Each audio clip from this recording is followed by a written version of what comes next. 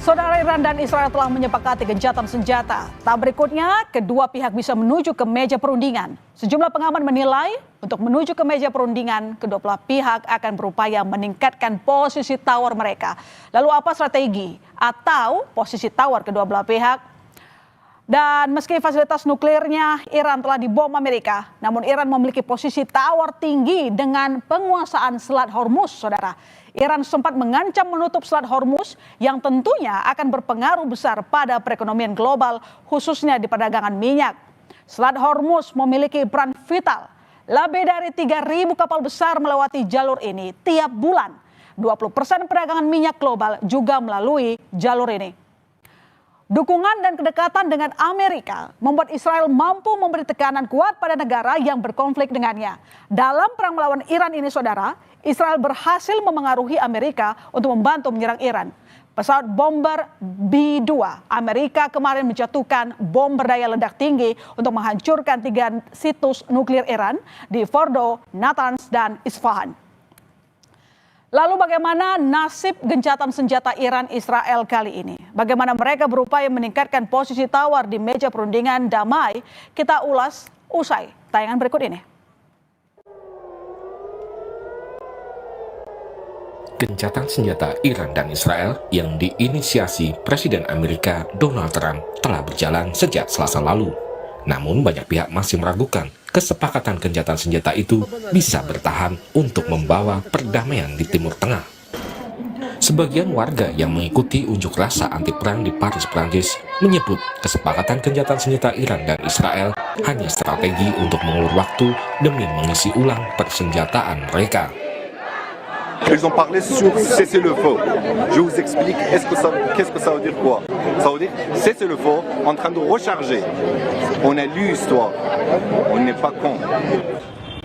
Sementara pengamat menilai kesepakatan gencatan senjata merupakan bagian awal menuju perundingan damai. Untuk menuju ke perundingan, kedua pihak pasti akan berusaha untuk meningkatkan posisi tawar mereka, sehingga peningkatan eskalasi masih mungkin terjadi. Dalam politik sebelum perundingan damai itu ada eskalasi menuju deeskalasi. Oke. Gitu ya. Jadi kita sekarang masih ceasefire, gitu kan, tapi belum ada perundingan. Nah, untuk sampai ke meja perundingan ini berarti masih akan ada upaya untuk saling meningkatkan posisi tawar.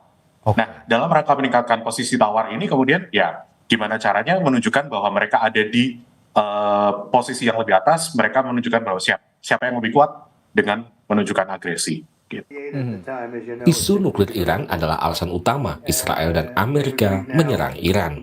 Setelah Amerika berhasil membom 3 situs nuklir Iran, Presiden Amerika Donald Trump memastikan bahwa Iran tidak akan memiliki senjata nuklir lagi. Trump juga akan berunding dengan delegasi Iran pekan depan. I'll tell you what, look, we're going to talk to them next week with Iran. We may sign an agreement. I don't know. To me, I don't think it's that necessary. I mean, they had a war, they fought. Now they're going back to their world. I don't care if I have an agreement or not. The only thing we'd be asking for is what we were asking for before about we want no nuclear, but we destroyed the nuclear. In other words, it's destroyed. I said Iran will not have nuclear. Well, we blew it up. It's blown up. Kepala Badan Intelijen Israel menyebut selama masa gencatan senjata, pihaknya akan terus mengawasi apa yang akan dilakukan Iran. נמשיך לפקוח 7 עיניים על כל הפרויקטים שיש באיראן, שאותם אנחנו מכירים בצורה המעמיקה ביותר. אנחנו נהיה שם, כמו שהיינו שם עד עכשיו. Sementara parlemen Iran menegaskan program nuklir damai Iran akan kembali berjalan. Iran akan menangguhkan kerjasamanya dengan IAEA hingga lembaga internasional itu bisa menjamin keamanan fasilitas nuklir Iran. خود را به حراج گذاشت و به همین دلیل سازمان انرژی اتمی ایران تا تضمین امنیت تأسیسات هسته‌ای همکاری خود با آژانس را تعلیق می‌کند و برنامه صلح‌آمیز هسته‌ای ایران با سرعت بیشتری به پیش خواهد رفت. Amerika Serikat mengklaim telah menghancurkan situs nuklir Iran melalui serangan udara pada 22 Juni lalu. Namun banyak juga laporan intelijen yang menyebut fasilitas nuklir Iran masih kokoh. Tim Liputan, Kompas TV. Bagaimana kelanjutan dari kesepakatan gencatan senjata Iran Israel? Akankah keduanya bisa mencapai kesepakatan di meja perundingan? Kita ulas bersama Kepala Badan Intelijen Strategis TNI tahun 2011-2013 Sulaiman Ponto dan pakar hubungan internasional Unpad Teguh Rejasa. Selamat malam Pak Sulaiman, Pak Teguh. Selamat malam Indonesia. Selamat malam Indonesia. Ya, sekarang meski tampaknya tengah ada gencatan senjata, kita belum tahu pasti apakah keduanya akan berdiam, punya komitmen atau justru saling serang begitu ya. Pertanyaan saya ke Pak Sulaiman dulu. Gencatan senjata Iran Israel setelah berlaku, bagaimana Anda melihatnya? Bagian dari strategi peperangan atau benar-benar upaya diplomasi untuk mencapai kesepakatan damai? Kalau bagi saya pikir itu adalah upaya untuk kesepakatan damai. Karena bagi Israel, Iran itu bukan nomor one itu. Kita harus ingat bahwa Israel dan Iran itu baru mulai ribut itu setelah tahun 79. Israel punya utang budi terhadap Iran. Ketika Raja Kores memerintahkan mereka bisa kembali membangun Bait Suci. Lalu Ratu Esther itu juga dari orang Israel, orang Yahudi. Sehingga Netanyahu sendiri bilang kami punya hutang budi terhadap Iran. Sehingga Iran itu bukan jadi sasaran utama. Mereka akan lebih aman berdamai, kemudian dia akan lebih konsentrasi bagaimana menyelesaikan masalah Palestina.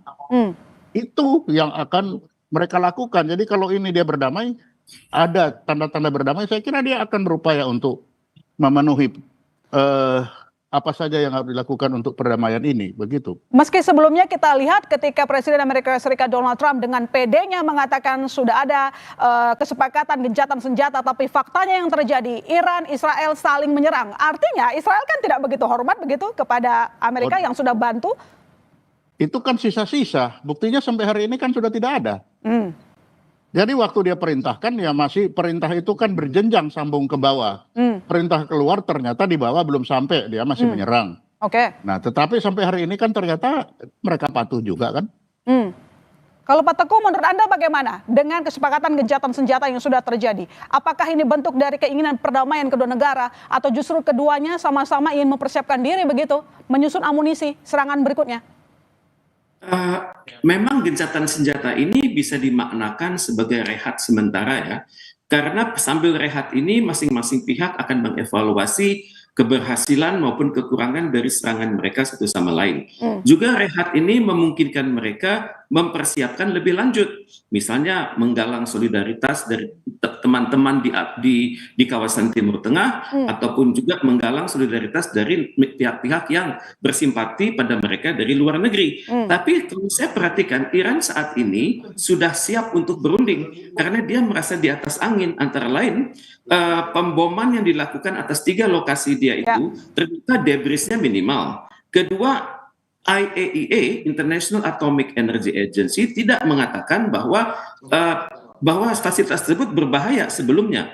Kemudian Iran juga merasa yakin masyarakat dia berada satu padu dan Israel sedang kekurangan amunisi. Jadi sekarang tampaknya Iran siap untuk berunding, tapi tuntutan Iran ke depannya akan menggabungkan pertama pernyataan bahwa Amerika Serikat dan Israel adalah pelaku penyerangan. Karena itu Iran adalah pihak yang diserang, dan itu jangan salahkan Iran kalau dia melakukan aksi di Israel dan juga di pangkalan-pangkalan militer di Amerika Serikat. Dan saya perhatikan kalaupun nanti perundingan ini berjalan, Iran akan meminta klausul itu akan sejalan dengan kemerdekaan Palestina, dan nanti Palestina hidup berdampingan dengan Israel secara damai. Ya, siap berunding, tapi tampaknya dari penjelasan Anda, kesiapan berunding dari Iran tergantung Israel jangan sampai melakukan penyerangan gitu ya? Ya betul, Iran minta prakondisi adalah Amerika Serikat dan Israel itu mengaku bahwa mereka lah pihak yang menyerang lebih dahulu, dan karena itu Iran berhak mempertahankan diri sesuai dengan pasal 51. Ini adalah prakondisi, karena tidak mungkin Iran terpuaskan kalau prakondisi ini tidak diakui. Oke, baik Pak Sulaiman. Kemarin ada pakar menyebut sistem pertahanan udara Israel hanya mampu bertahan 12 hingga 15 hari.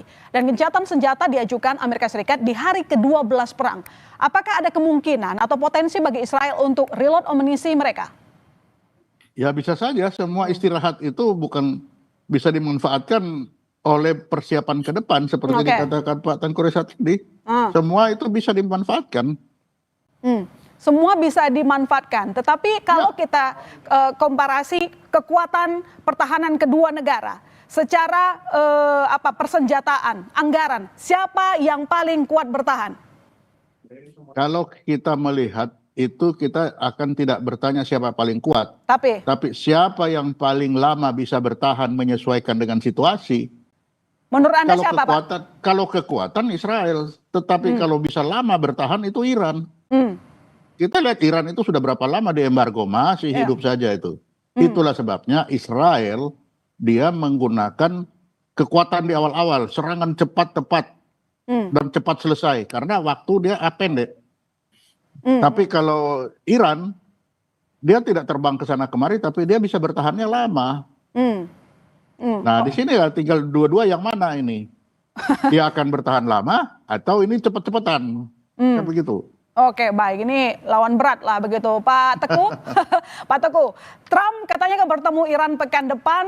Tuntutan yang dibawa Trump, Iran tidak boleh punya nuklir. Sedangkan Iran tadi tegaskan, program nuklir damai akan berjalan lebih cepat. Bagaimana nanti titik temu perundingan ini? Akankah ada kesepakatan? Karena kalau kita lihat sejak awal, Iran itu kekeh tetap punya nuklir, tapi diganggu oleh Israel dan campur tangan Amerika Serikat.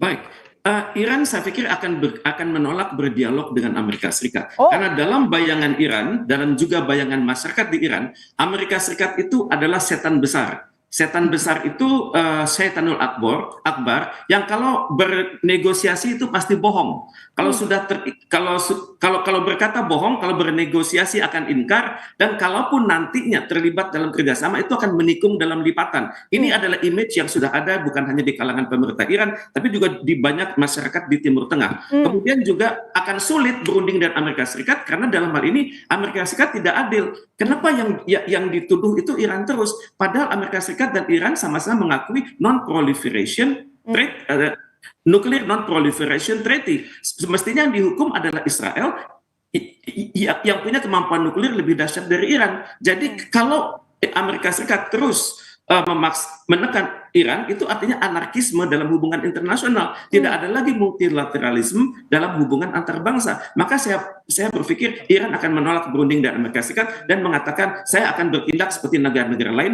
yang tidak mengakui NPT. Seperti sudah ada contohnya Korea Utara, India, dan juga Israel itu sendiri. Jadi jangan coba-coba ganggu saya. Kalau ini sudah terjadi, maka klub nuklir akan semakin luas. Oke, kalau Iran menolak untuk berunding dengan Amerika Serikat, artinya perdamaian antar kedua negara justru semakin jauh akan terjadi.